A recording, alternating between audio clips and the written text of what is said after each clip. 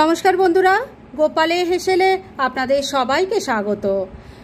গরমকালে শেষ পাতে একটু চাটনি না হলে খাওয়াটা ঠিক জমে না, তাই আজকে আমি কাঁচা আমের টকঝাল মিষ্টি চাটনির রেসিপিটা আপনাদের সাথে শেয়ার করলাম। আশা করছি আপনাদের সবার খুব ভালো লাগবে।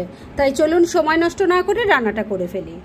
আজকে টকঝাল মিষ্টি কাঁচা আমের চাটনি তৈরি করছি। তার জন্য কড়াই গরম করে নিয়ে তার মধ্যে বেশ খানিকটা জল দিয়ে দিলাম। এর মধ্যে দিয়ে দিচ্ছি অল্প একটু নুন। এবার জলটাকে খুব ভালো করে গরম করে নিচ্ছি। জলটা খুব ভালো করে গরম হয়ে গেছে। এবার এর মধ্যে দিয়ে দেব কাঁচা আম।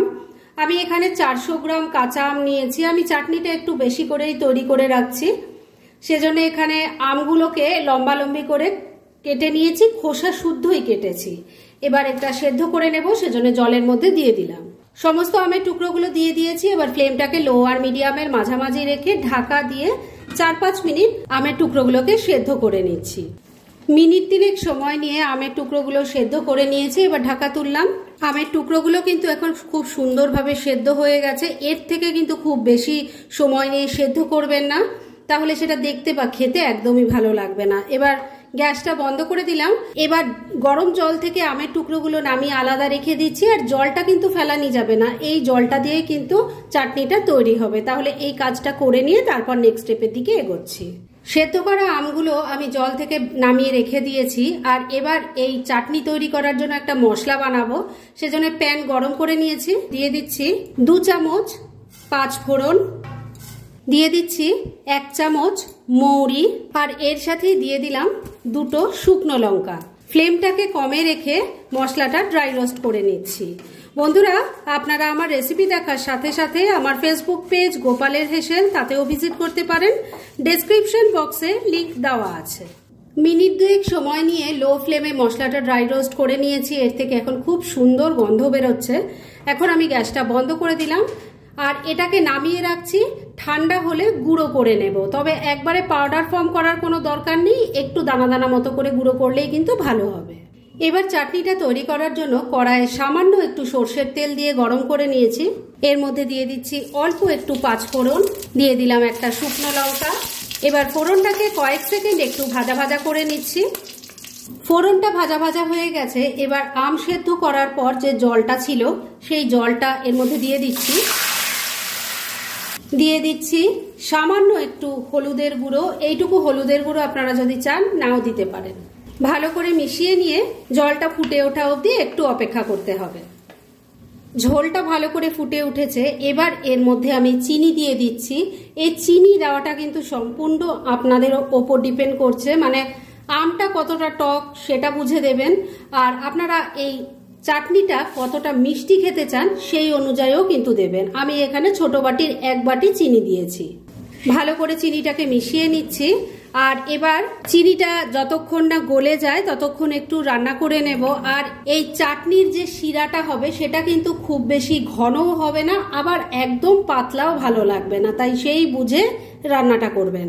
আমি ফ্লেমটাকে লো আর মিডিয়ামের মাঝামাঝি করে দিলাম। এই ফ্লেমে আমি মিনিট 2 রান্না করে নিচ্ছি।